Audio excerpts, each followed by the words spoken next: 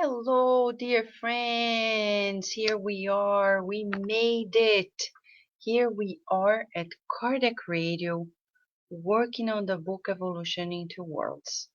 Yes, we had some technical issues here that prevented us from actually streaming to you the very and in the very first minutes.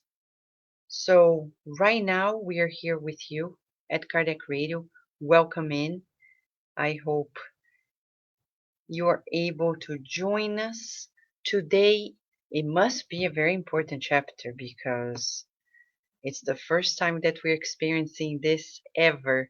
Yes, we had a technical issue here that we've never had before. Fascinating, right? It's a sign that we're on the right track. We need to study this book and especially this one. We wonder why, huh? Why this chapter brings to us new understanding. And you see why. You see why. How liberating it can be. And it probably is related to the very name in itself. Okay?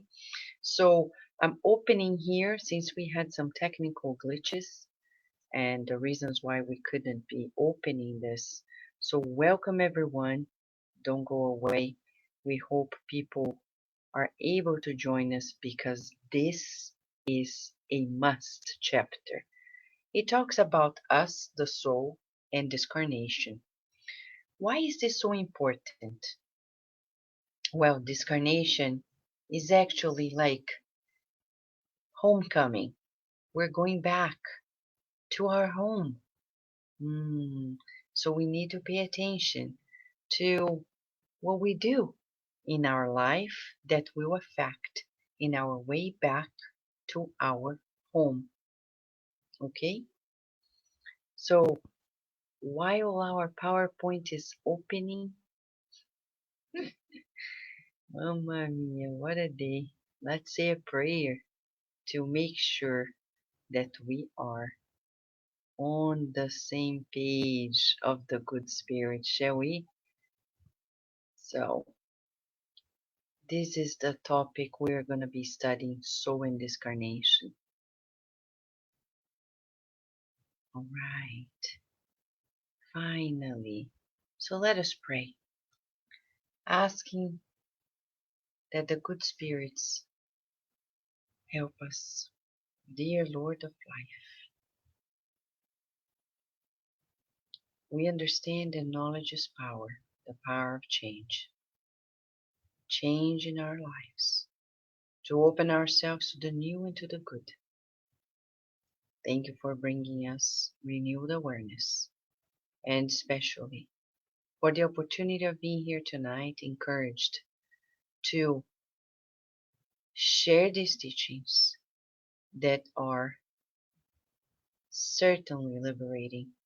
May you protect us, guide us, inspire us as we're being treated during the whole session. And so be it. Ready? Be ready. So let me go back here. So since you are the troopers who were able to await, remember, this book was psychographed in 1958 by two mediums, Chico Xavier and Valdo Vieira. Chico Xavier was in Vila Leopoldo, which is a town near the capital of the state of Minas Gerais in Brazil, Belo Horizonte. And Valdo Vieira was many miles away, a 5-hour drive by car to the west of the state of Minas Gerais, in the city of Uberaba. Later, Chico Xavier moved to Uberaba. Valdo Vieira and Chico Xavier, in 6 months, were able to take turns. Even chapters were psychographed by Chico Xavier, odd chapters by Valdo Vieira. In 6 months, the book was wrapped up. The Brazilian Spiritist Federation published it, and this book is the 10th book in the 13-book series of André Luiz' life in the spiritual realm. This book contains 20 chapters.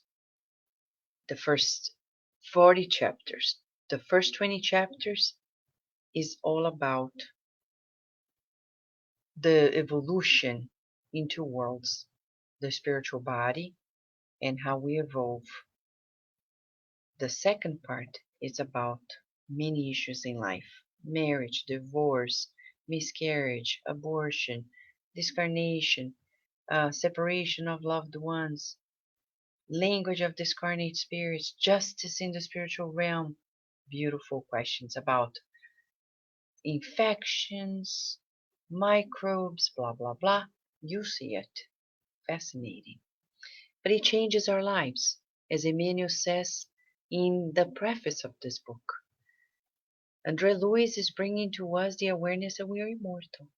So I hope, since we hope, all of us together, that since we have been marching since November 1st, it's been 12 chapters, 11 chapters, today's the 12th, 11 days in which we are feeling more of ourselves as immortal beings. And today we're going to talk about soul in discarnation. Why is this chapter so important, to the point that we had technical glitches like never before? What is the issue? So welcome everyone, welcome friends, and let's see what Andre Luiz is revealing to us that is potentially so impacting. Okay? So let us go there and study together. Chapter 12, Soul in Discarnation.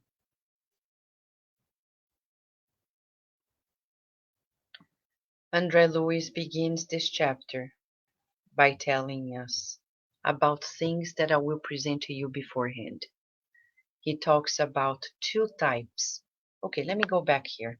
Remember yesterday, the day before, we were studying another chapter that talked about several elements that we're going to be revisiting. And that's the reason why I didn't explore in greater depth, because chapter 11 was about the existence of the soul.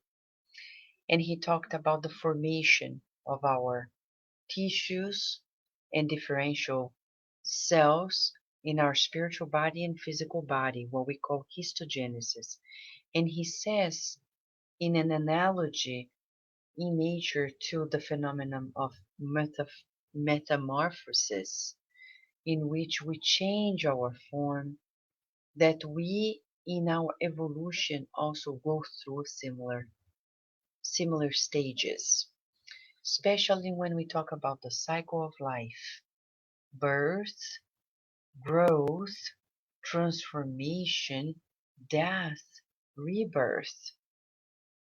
But he uses expressions here that are very, very important: complete and incomplete metamorphosis. So we would like to show to you in biology what they are. So when you hear those words, you recall what they are. So complete metamorphosis, as you can see in your screen, is on the left side. What is it?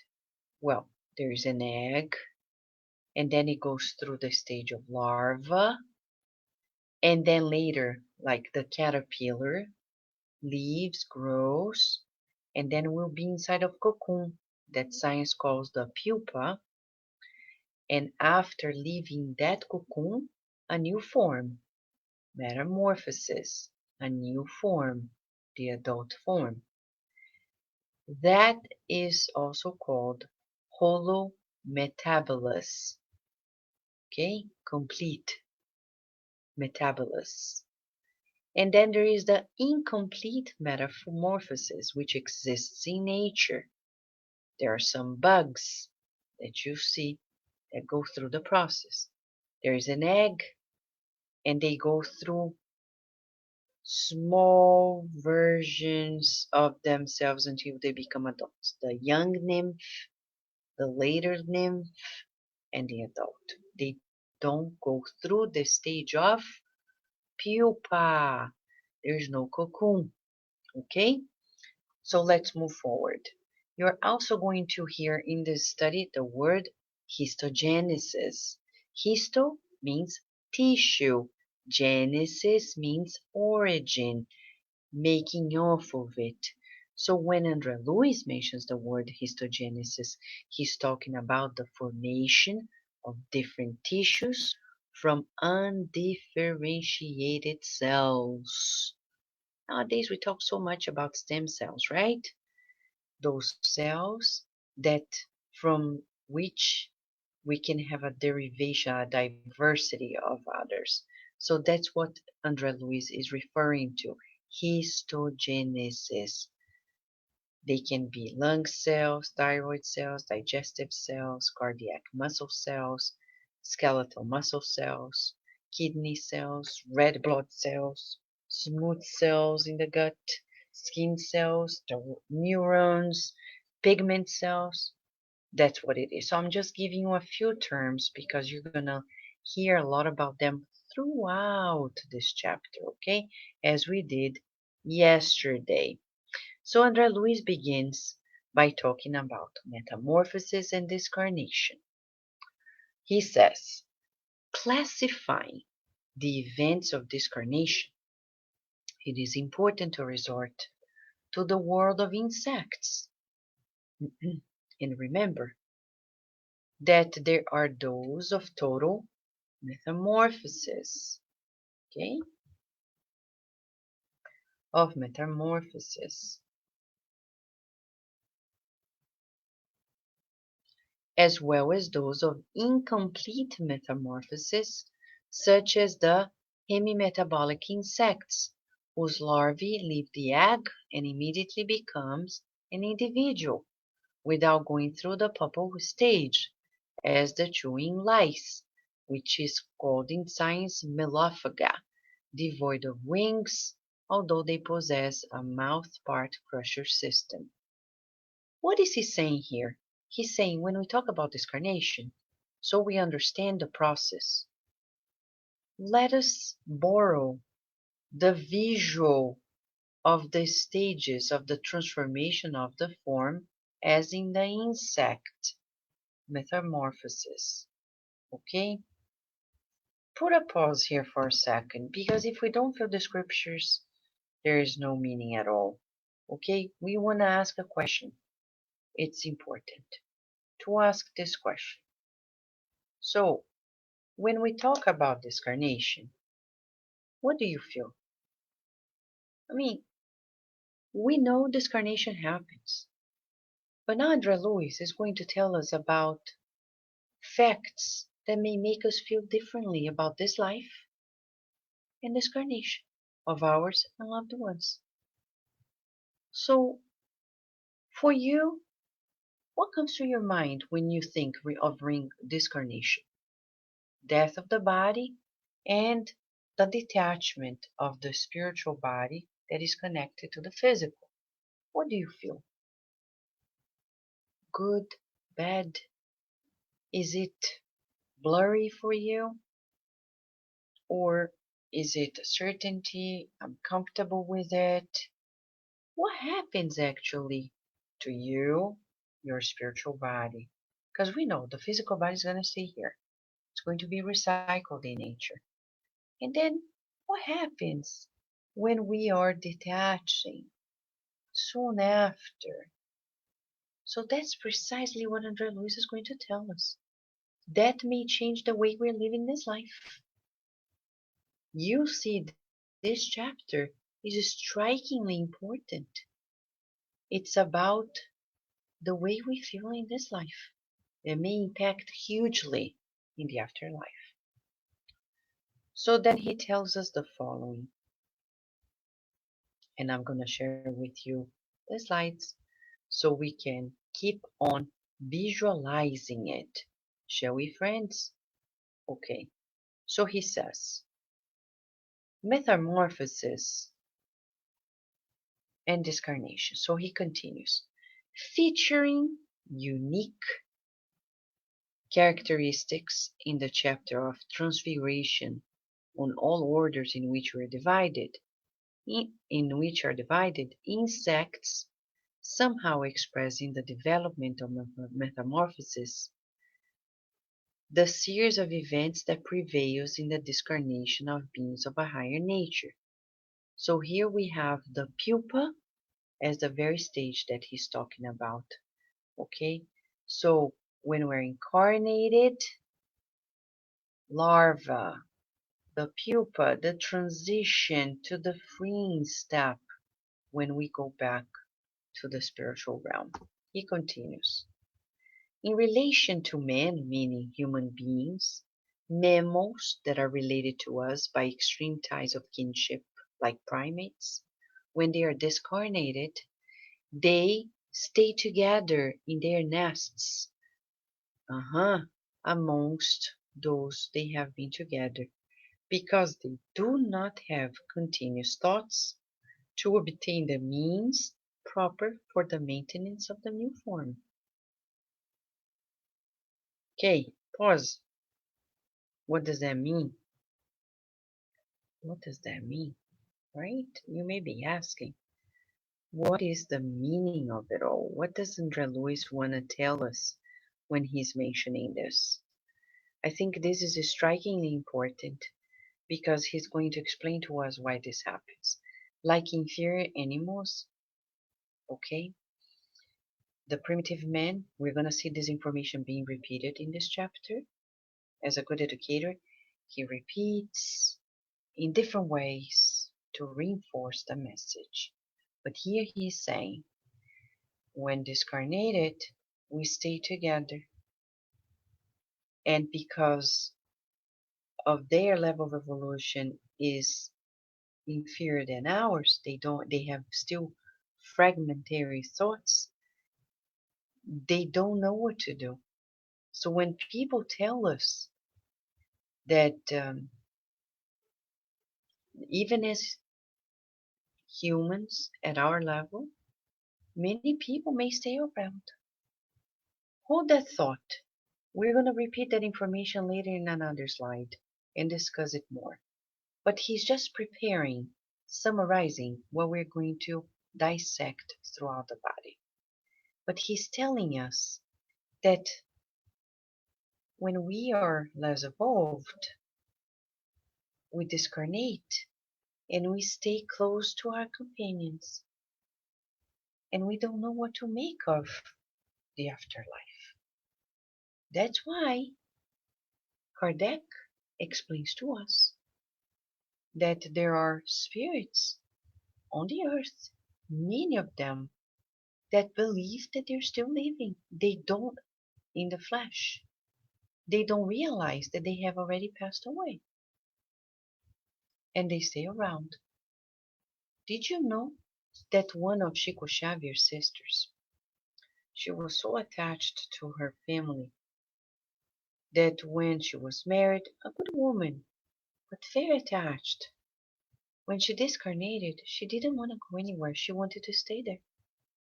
So her mother and another evolved spirit came in and invited her for a colony. She said, no, I want to stay. So she was allowed to stay there for a week. They came back and they said, now it's your time to go. Or you're going to start disturbing the people who are living here. After all, they cannot talk to you any longer in the way that you want.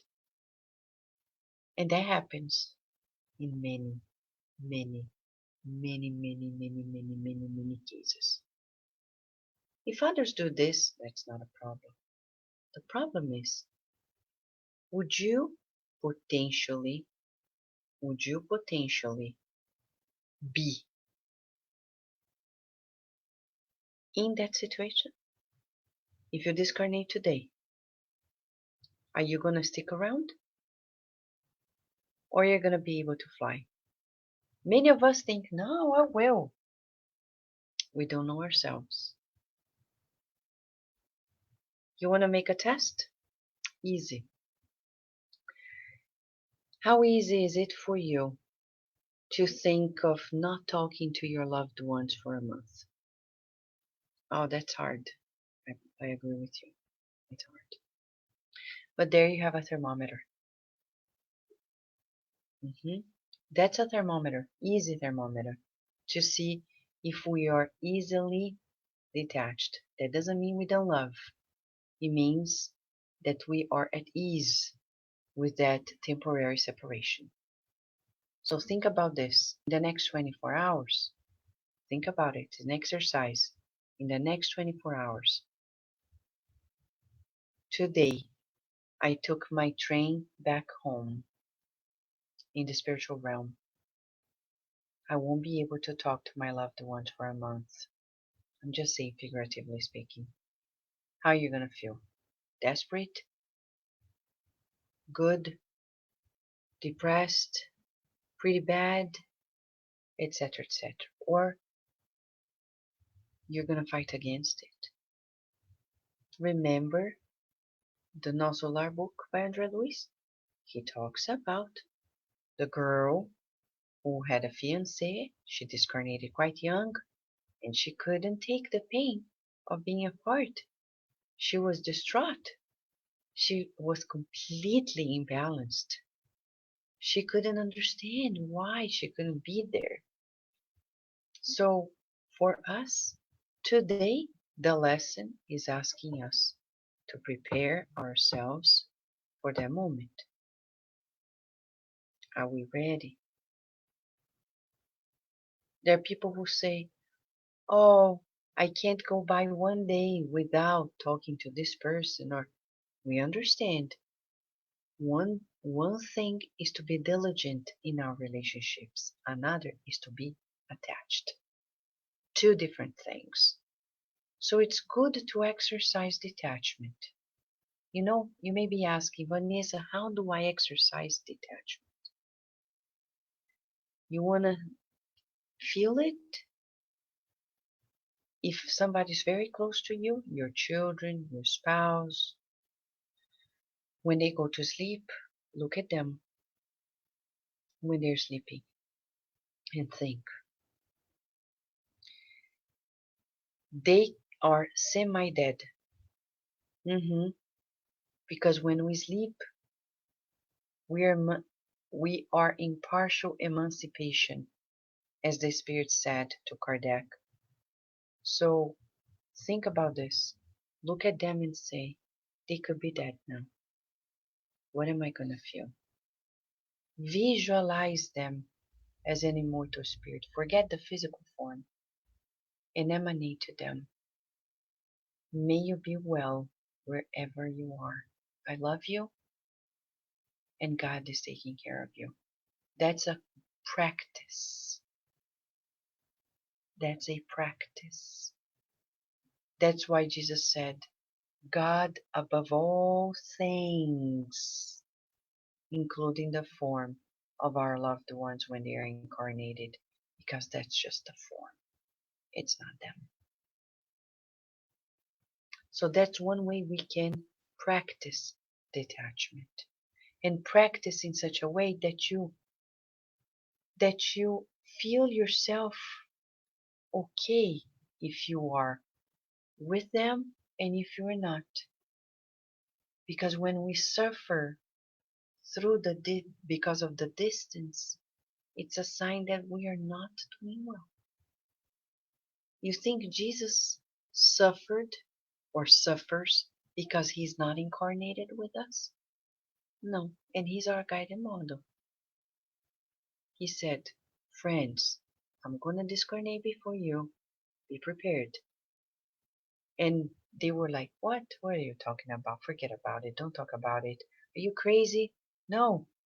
But that illusion of permanence. So practice what we call impermanence. The impermanence of the soul on earth. So here we have Rihanna kindly sharing, for me death is no different than life, but I work with someone close to me who has leukemia, is not in peace with her illness and death, things not done, and will never have everything perfect as we cannot control others. You know, it's a lesson, right, Rihanna, to go through that experience and have to let go. We're not saying it's easy. We're not saying it's supposed to be easy, but it's doable. It may be hard, but possible. It is possible. So trying to work that feeling of letting go and detachment. That's the call of this chapter today.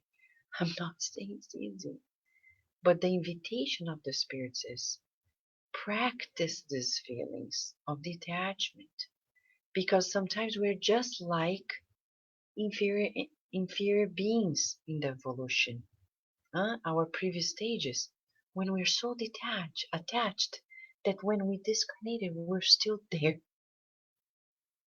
But that created a lot of problems. Jailton is saying that comforts me. I can spend months without needing to communicate with the people I love. The aspect of time never bothered me, and that includes my mother and my siblings. Thank you for sharing this. Another friend, Tatiana, welcome. She's saying, for the sake of my sons who are 17 and 18, I would very much like to stay around to ensure that they are safe until I know they are doing well. For now, I feel that they still need my guidance. Is it okay? Of course, Tatiana. That's the diligent mother feeling. I understand as a mother. That's totally beautiful and normal. But looking at them and saying, God, between my children and I, there's always you. You're taking care of them. I trust in you. So every day, tell God, God, I trust in you. I know that my children are well taken care of by you. And then as long as you need me to be the tutor and be around, I am here. But we surrender to God. Daily, we're reminding ourselves. Again, it's not piece of cake, but we need to contemplate it every day. Joana de Angelis to Divaldo Franco, in the book Happy Life, says we need to think about death daily. That's healthy, because death is part of life. Our death, the death of our loved ones. If we daily visualize death as just a stage of transformation, we are going to make that transition much easier for us and our loved ones. Okay? Okay? Ready? Okay, next step. Meditating on this. Andre Luiz says to us that we are going to expand our consciousness. Okay? We're going to expand our consciousness as we evolve. And he says to us that when the cells start dying, he calls it histolysis. Okay? We are going to expand the opportunity and, in a way, work on the, forgive me because the word just escaped my mind, in our integral being, including the spiritual body, the perispirit. So let me go back to the book and the very explanations of Andrea Luiz so we can continue. So we're talking about the formation of new cells in the spiritual body and the physical body. The physical body has new cells if and only if they appear first in the spiritual body. Okay? So let us go back to that understanding. What is Andre Luiz going to tell us? Okay, Andre Luiz, we're ready for you again. He says to us,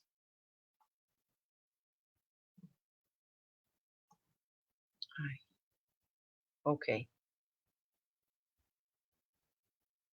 through this non-stop motion, this ceaseless motion of universal palingenesis or reincarnation, the intelligent principle embodies the experience that is necessary as an intern in the physical and extraphysical planes. They gather as they should the guidance and the influence of superior intelligence in their hard march to higher evolution. So he's saying reincarnation is a must. We as spiritual principles, we keep incarnating, and we are being cared for by the good spirits. I think in this book, one of the most fascinating things is how much Andrea Luiz shows to us that we're never alone, we're always being guided, always being protected, and it's evident. If we're not perceiving the hands of the good spirits in us, it's because we are distracted like little children that don't want to pay attention to the guidance of the parents or educators, right? When we're little, there is a moment in which we are opening our identity and exploring our freedom, and we don't put our ears on, as they say in kindergarten. We need to put our ears on, friends, and listen to the spirits because they don't stop talking to us. We just don't have the ears on, as we say to kindergartners. Okay? Put your ears on and hear. Remember, yesterday we were talking about responsibility, the birth of responsibility. The other day, 2 nights ago. hmm And I don't think, as Kara Correa was asking us, I don't think responsibility uh, will immediately give us the sense of humility. No, because it's another level of discernment to really feel that way. Okay, so we need to put our ears on and listen to the good spirits and be easy on their hands and not um, spoiled kids that only do what they want and they hurt themselves. Next step, Andre Luiz is going to tell us that we find the cavemen, the infra-primitive human beings, the tribal men, right? The human beings, they are surprised when they die in the afterlife. And they look like young and dazzled children facing a beautiful landscape, but not understanding what it is about. Can you believe it? Yes, they don't understand it. Constant thought offered them precise stability to complete the metamorphosis from the physical, changing the form, and flying high with the spiritual body. With perseverance, says André Luiz, and consistency of ideas, those acquired the power to integrate mentally beyond the formation of new cells in the spiritual body, pulling them with the lever of their own will, which were enriched by questioning and work for the new individual condition. So, take home message here for us. 1. The more we evolve, the more we understand about the afterlife. The less evolved we are, the less we understand about the afterlife, like the primitive human beings. But the more we expand in our thoughts, we facilitate our own transformation in discarnation. Okay? And he says, caressed by the uplifting breath of the divine conductors who soothe the march, the human creature sleeps the sleep of death, mummified as cadavers, as it happens to the pupa. Now we understand why André Luiz is referring always to insect metamorphosis, because when we are in the process of discarnation, we are creating new cells. Remember, there is a transformation because our spiritual body was connected cell by cell with the physical body. Now, in the process of discarnation, we accommodate ourselves very spiritually and we need time. But we're not alone. As much as we have. Okay, now this is a pause for a very serious realization here. Very important realization. So, when André Luiz is talking about that step, he says, how beautiful is this? Caressed by the divine conductors that soothe their march, Think about a baby that is being born. Doctors, many people helping, right? Usually. It's a big deal. But Andre Luiz is saying that when we go back to the spiritual realm, it's a big deal too. We have a whole team of specialists in the afterlife helping us. And again, this happens throughout the evolution of ourselves, not only at the human level. So if you heard the story, you know it. If you haven't heard it, I'll tell you firsthand. As a scientist working in a laboratory, sometimes to study the brain, you need animal brains to study. So you have to sacrifice animals. Kindly, gently, nothing brutal. And there was a day that I was there in the laboratory preparing to put some of these animals to sleep so later we could take some of the brains to study the brain. And I planned I'm going to do that at 9 a.m. So I came early, prepared everything. 9 a.m. I thought I was ready. Things derailed. I couldn't do it. And I was only able to do it, I think it was like 1 p.m. as far as I recall. It was way past my plan. When I was about to prepare, I often prayed before doing it, asking for God's permission to help those beings transition easily. And then I saw a spirit coming in, a discarnate spirit, all dressed up in green. Funny one, almost like Peter Pan. He looked at me and smiled and said, "And you think you're in charge of their lives?" And I said, "What do you mean?" He said, "It's on us. As much as there are zookeepers in the physical plane and there are employees responsible for the animal facility, we are the ones responsible spiritually. So nothing happens here without our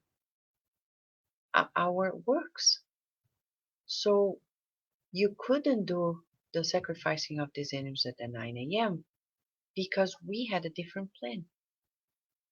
I was mesmerized of knowing this, something that Andre Luiz talks to us about and we don't realize in our daily lives. So then you realize that they're loving and kind spirits that are, and they can be funny too, that are taking care of every single animal, every plant, every human being, etc. Isn't that fascinating? And Andre Luiz is reinforcing that throughout this chapter, saying that divine conductors are guiding us through that transition. So if your loved one is transitioning, please remember, you're not alone. Your loved one's not alone. They're higher spirits, loving ones that are taking care of the process. Rejoice, because death is not the end. Death is the beginning of a new experience. Yes, it's the rebirth in the spiritual realm, in a way, quote unquote. Right? So let us go back and feel it. So Andrea Luiz says to us, go back, come on, slides, help me out. Ay, ay, ay, ay, ay, ay. Ay, ay, ay, ay, ay, ay.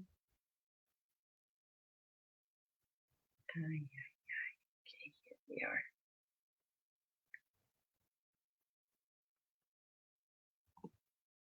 During discarnation. What happens during discarnation? So I'm going to summarize it, okay? In a way, as you can see in the picture, we emit, segregate, he says, separate from ourselves mental substances that are based on renewed impulses, okay? And then later, this is going to envelop us like a cocoon. So, what kind of mental substances are you emitting today? Good thoughts? Good feelings? Yes or no? That's critical because if we are not emanating good ones, they are going to impact on us in our discarnation. And as we are in the cocoon, we'll be willing to push ourselves out of that cocoon by the series of automatisms that we have already created. And then he's going to make a distinction here between our level and the level of the primitive, the tribal humans. He's going to repeat the information that he said before. The discarnated savage. A savage man awakes out of the dense body as a terrified boy that feels incapable of separating the way to confront the unknown. They remain shy, close to their loved ones, the kin, with whom he begins to live in different vibratory conditions, in multifarious processes of symbiosis, eager to return to the physical life. He does not have during this phase the spiritual awareness that could help him think in terms of different tribal life that he holds on to. Okay, now I need to put a pause here to share something with you. Many people, I've heard these stories, especially in the United States, spiritualists, people who say they're spiritual, they say, oh, when we were Native Americans, our Native Americans were much more spiritual than us. Um, it depends. It was a more primitive spirituality. You know, did you see what André Luiz said? We felt the loved ones who passed away much more closely. We were denser, they were denser, and they remained there, influencing us when they discarnated. So it's not that we lost our spirituality, as some people say. No, we didn't lose our spirituality. We actually, we actually evolved to a point that loved ones may be in spiritual colonies. And then we're still living our lives, still surrounded by other minds, but not as influenced so intimately by those very loved ones, though it depends on the case. There are many loved ones who stick around, and the same story happens everywhere on the earth. Think about this, meditate about this, okay? Yes, Jailton, thank you for sharing this. You know, I am a testimony of the diligence of science in all the countries around the world regarding using animals in their research. It's beautiful, it's loving, it's caring. Here in Brazil and other countries, I've never seen cruelty. I've never seen it. I've always seen a lot of care, and I participated in the committee for the bioethics regarding the use of animals, and I tell you, every meeting when we are analyzing protocols to be approved throughout our school, there was like 12, 15 scientists discussing the protocol. So, you know, we should be pro-science and say, go science, okay? So Rihanna is saying, this lady's son who discarnated more than 30 years ago told me about her illness before we had the test results. He and other spirits are with her all the time. She was at time brought back because she still needs time to make amends and let go. So loving. Thank you for sharing. And that's how it is. So we stay together and still around. So Andre Luiz is saying that we need to know what kinds of thoughts we are emanating. Because if we discarnate today, we may be stuck, sometimes for centuries. Don't wait for tomorrow to be free and connect, as I say, to Virginia and other children. Love the mental field. Every day you have two choices: constructive mental currents or destructive. Oh, but my life, you're always going to experience challenges. I always will experience challenges.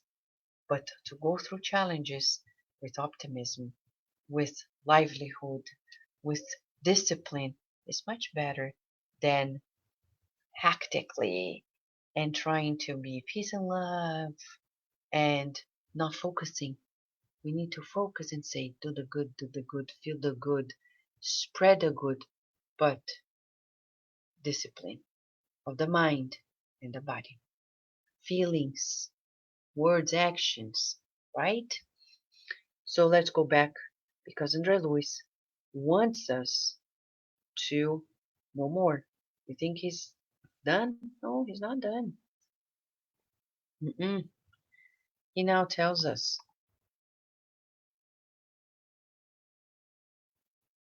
the spectacle, okay? He says the spectacle of cosmic vastness disturbs his vision, and the visit of terrestrial beings, even benevolent and wise, infuses them with dread, believing to be facing good or evil gods, whose nature he fantasizes in the paucity of their own conceptions. What does he mean? He's talking about what this discarnate savage that is afraid and stays around his loved ones is going to see. He says wise spirits will think they are gods. Ah, so still like a child fantasizing. hmm hmm Now he's going to talk about the most critical part of this chapter. Attention, attention, attention, friends. Okay? Pay close attention to this information that we're going to talk about right now. He's going to talk about single idea, what he says, monoideism. This is a true word in English that is used in psychiatry as well and is defined as a state of prolonged absorption in a single idea, as in mental depression, trance, hypnosis. Oh my gosh. Andre Luiz is going to talk about that. He says, the aspiration of that primitive being, when discarnated, is to reincarnate in the tribe and be reborn in the flesh. Okay? Aha. That's when there is this single idea. I want to be with my loved ones. I want to be with my loved ones. I want to be in the tribe again. I want to be in the tribe again. I want to be in the tribe again. And they forget about any other idea.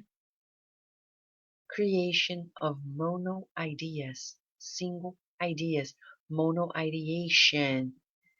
And he says to us, due to the occlusion of other stimuli, the organs, okay, forgive the lag that happens here, but he says, due to the occlusion of other stimuli, the organs of the spiritual body withdraw, or there is an atrophy for lack of function, and they turn instinctively to the headquarters of mental government, where they are located, hidden and emaciated, in the center of thoughts, in a closed circuit about themselves. as potential implements of the living germ within the shells of an egg. Oh my gosh, what does he mean? Now, this is super critical. Super critical because why is this critical? He's talking about single idea, atrophy of the organs of the spiritual body. And that's how we create that ovoid, the oval form in the spiritual body. The pupil is like ovoid, right? But in the inferior beings, it's normal. It's not obsession. But when we, at this level that we are today, we're closed-minded and we wake up with that single idea. We go to sleep with that single idea. We go to sleep with a single idea. We wake up with the same single idea. Attention, warn, problem, problem, problem, alarm, alarm, alarm. That's bad. Why? Because we are born to diversify in thoughts, expand. When we do the contrary, we prolonged, we are immersed in a single idea. What happens? Our mental body is sending that message to the spiritual body. Several organs of our spiritual body is not going to be used. So there is an atrophy. Mentor Joseph was saying the other day, based on André Luiz teachings, there are people nowadays, because the comfort of life, they don't exercise. They don't. Some people, because they have a good life financially, they don't work, they don't study, they don't do nothing, anything. So we tell the parents, or to these adults, or to the children, be careful. Because you may be creating today the paralytic person, either in this life, later in this life, or in the future life. When we don't use the potentialities that we have, there is an atrophy. And then impairments are going to show up in the physical body. People who are served, they don't need to do anything. That's so bad. Because if they don't use their potentialities to do something and are just there, seated, next life, they're going to be seated on a wheelchair or laying down on a bed, not able to move anything because they were lazy. Laziness is bad. It's not beautiful. When I hear children nowadays saying, I'm bored, I'm bored, you say, be careful. You're saying you're bored, and then you'll be bored on a wheelchair. I know what we're saying is super strong. But that's exactly what André Luiz is saying. He's telling us clear cut that we need to expand, or the physical, the spiritual body is going to create an atrophy. That's critical. If you wake up with a single idea and go to sleep with a single idea, if it is to do the good, it's going to expand. Because when we do the good, there's so many ways. But when we do evil, it's singular. It's a single idea. It encloses us in that rhythm of selfishness and pride. The movement of the mind is towards the navel, creating that ovoid form. Hold that thought, because the next slide is going to tell us more.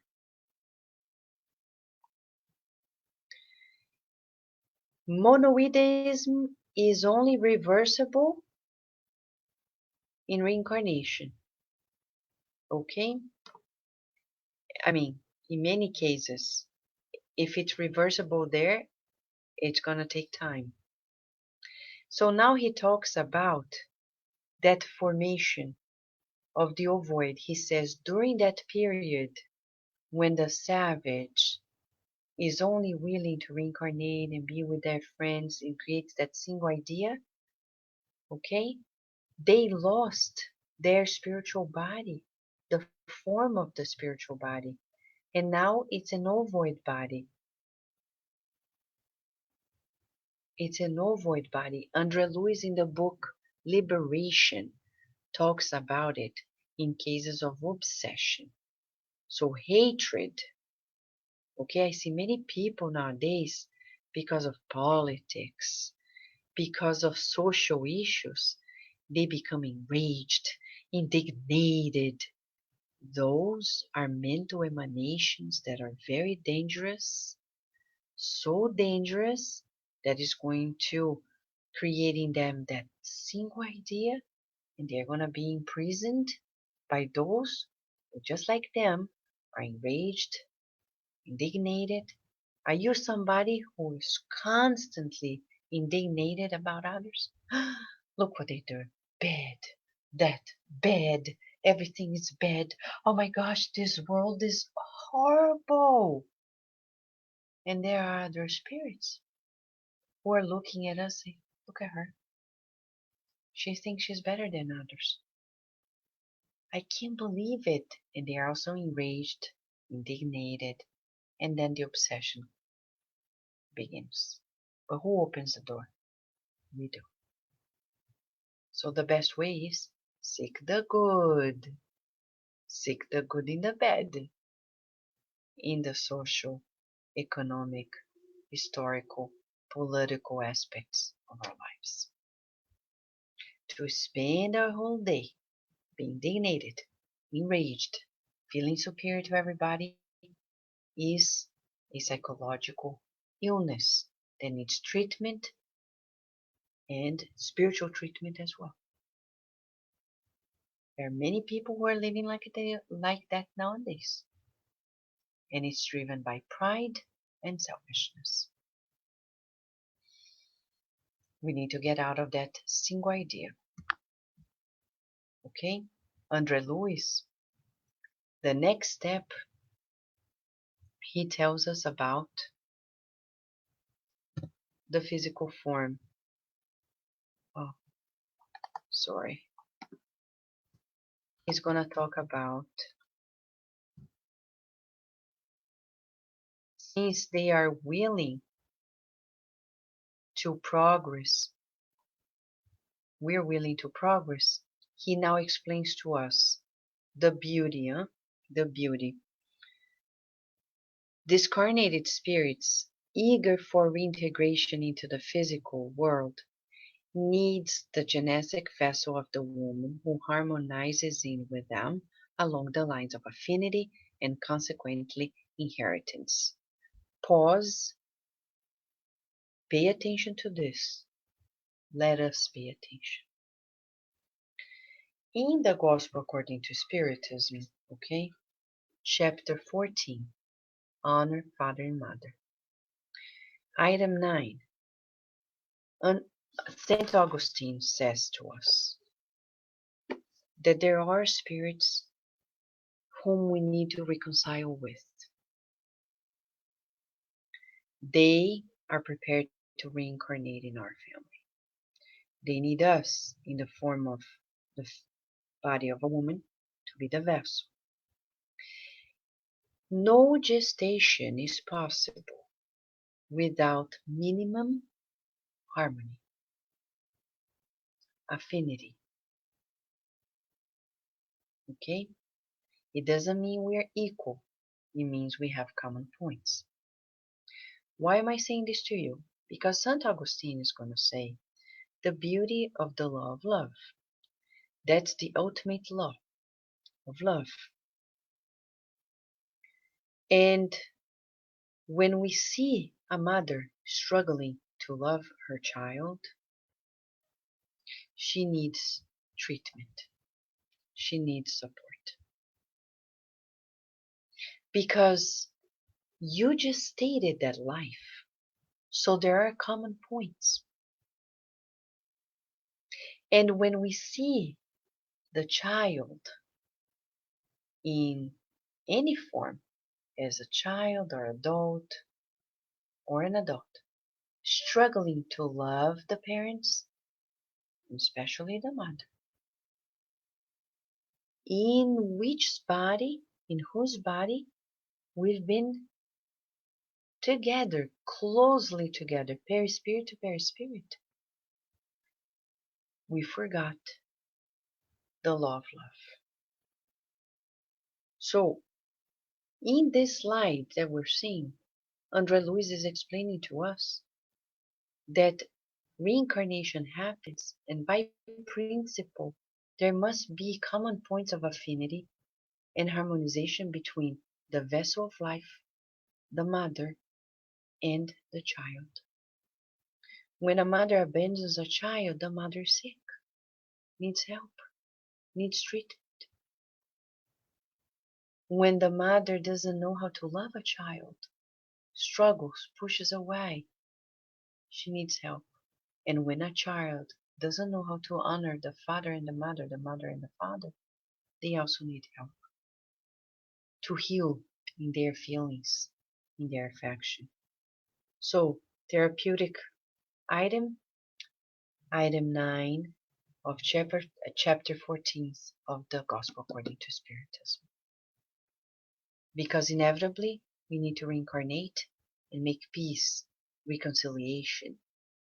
And it begins between mother, father, and child. And I say mother and father just because you need the man and the woman's elements to create the possibility of reincarnation. That's all we mean. But nowadays, like partners, we need to honor those that gave us life physically. This book is not a simple explanation. If we don't feel it, there's no use. So now we're feeling it. Luiz continues now and goes to another piece of information.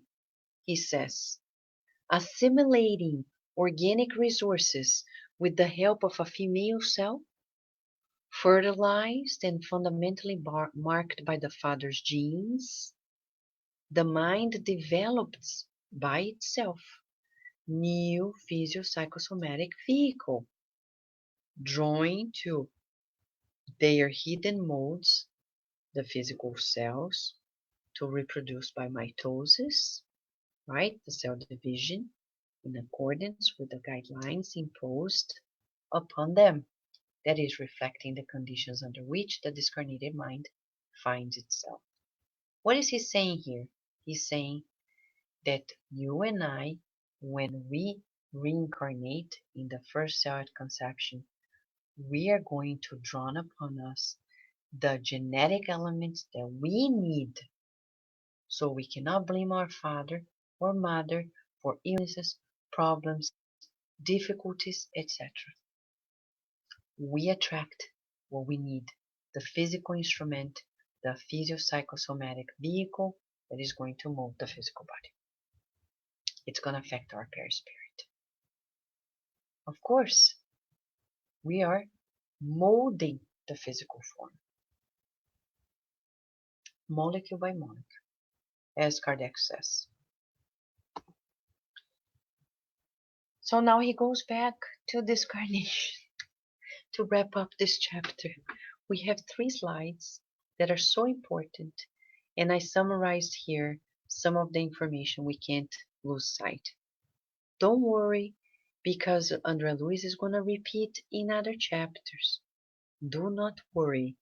So absorb it, breathe in and out, take it easy, and let's move forward. He says, for many millennia, consecutive millennia meaning subsequent millennia, thousands of years, humanity rehearses the natural discarnation, progressing slowly in degrees of consciousness after the decomposition of the physical body.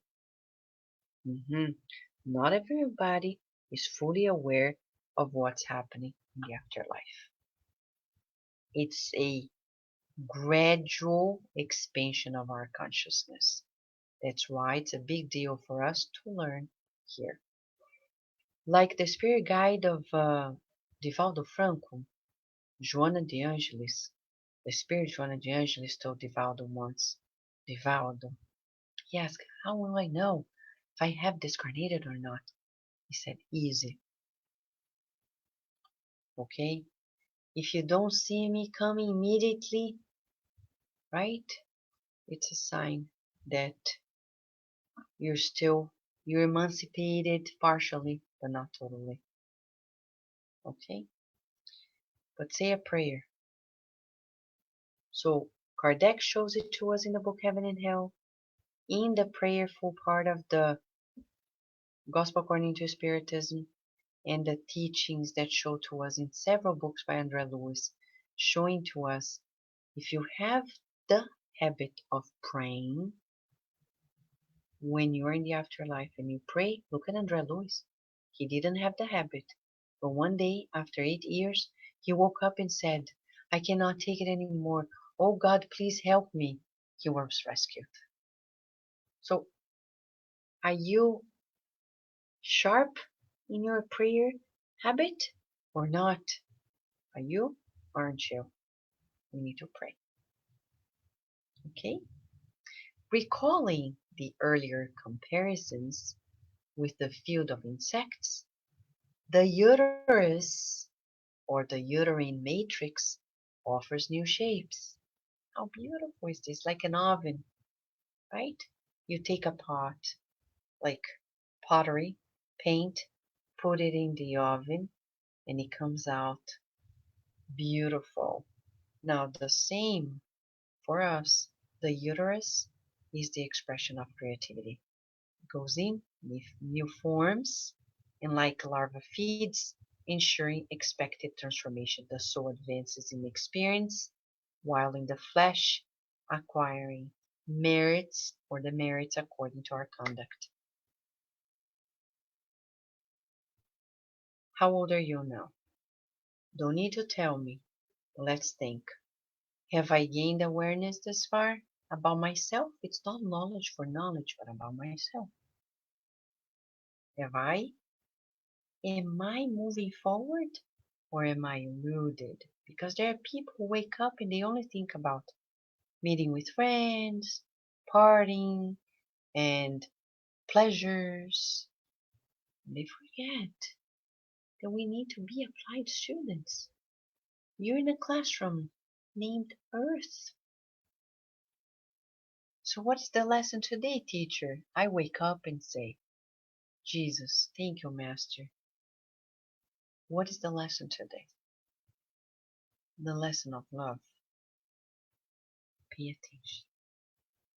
I put my antenna ears on, and Jesus sends the tutors and say, listen to them.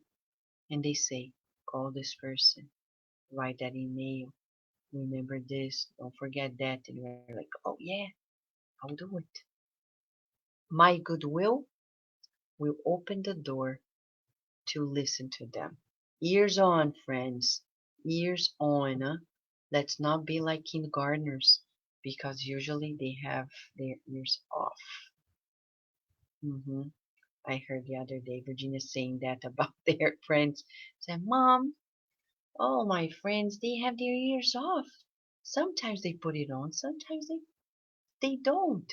The teacher says they don't say. I said, do you have your ears on? She said, yes. Okay, so if you do, you're good. So wait and pray. Everybody's gonna learn. As long as you're doing yours, help your friends. So, do you have your ears on? Listening to the good spirits? Do we? Do I?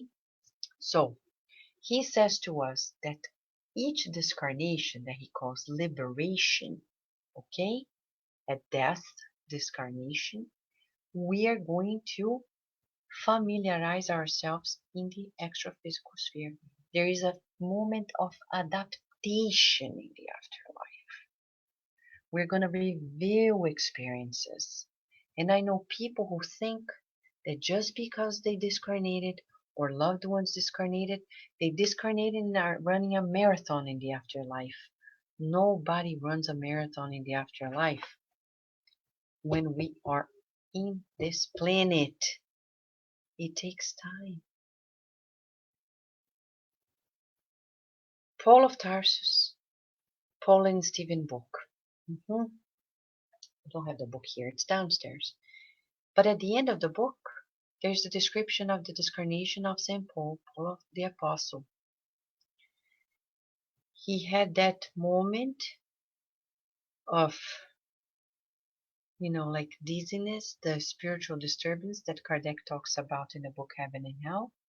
In his case, it was not that long. Soon after, he saw loved ones, Abigail and Stephen, but he was still gaining new strength, so there's that transition. In his case, it wasn't that hard, but still there was like an adjustment to the different dimension, and to reach Jesus' arms, it took a little longer. But in his case, he really transformed himself. What am I doing today in this life to make that transition easier? Tip: meditate. Learn to meditate. So we can come to terms with lots of disturbances that are in our minds and we're just running away. Finally, Rihanna is saying, my granddaughter says that they need New Year batteries. Oh, I love that. Thank you, Rihanna. New Year batteries. Love it. They are adorable, aren't we? Aren't they? Like, children are adorable. I mean, everybody is, but children are uniquely adorable. God is so wise. Finally, Andrea Luiz wraps up this chapter by talking about the law of cause and effect. And he says, engaged in his initiation, he's talking about the human being into the spiritual plane with awakened and responsible conscience. Human beings begin to penetrate the essence of the law of cause and effect, finding in itself ennobling or depressing the results of their own behavior. There's a glitch here in the writing that I didn't adjust. It's an old slide. I apologize. But what he's telling us here is this. Little by little, we're going to understand that we need to ponder that for everything we do, there will be an effect. Are we being diligent? Discipline. Discipline is everything.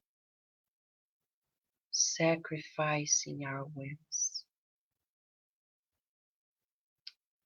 We need to be more mature, spiritually speaking. In this chapter, we're going to learn that we are multidimensional beings. We evolve. We go through these consecutive experiences of birth, life in the flesh, discarnation, rebirth, etc., etc. And at the end of the day, what are we learning? To expand ourselves. Today, in this chapter, the highlight is if we are living a single idea life, mono idea. There are people who are constantly focused on more money, more power, more beauty, more influence, more physical, etc. Spiritism is saying, wake up, because at this level, in this reincarnation, we can no longer afford it. We've been there, done that, like the savage man. Back then, it was okay. Right now, it's going to be dangerous because we're going to create problems, atrophy in our spiritual organs that will define problems in this life and in the future. Many people don't like mental degeneration, like Alzheimer, etc. But if I'm not using the full potential of my brain, of course, the brain's gonna say, shut down this part, amyloid plaques, shut down, shut down, shut down, because we're not using. We're living just like animals, from home to work, because animals work too. And sex, pleasure, and then the other parts of the brain, like shut down, Alzheimer. So if we don't want it, the atrophy that is going to be seen in this life later in our aging years, it's going to be seen in next life.